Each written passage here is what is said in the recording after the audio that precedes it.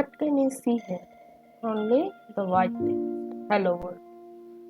So now we will color the output. Let's think, how can we color the output? Oh, I have the solution. Okay, let's import one thing, Colorama.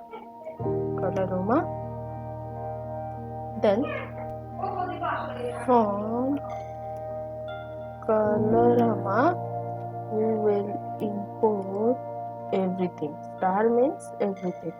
Okay, and then we will initialize the Colorama.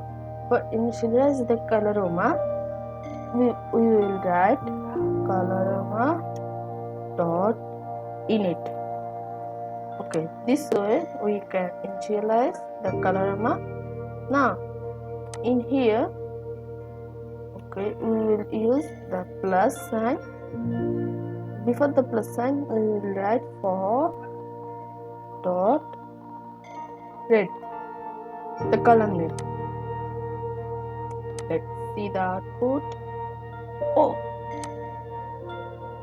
the output is red now. Now change it by blue. Yes, blue.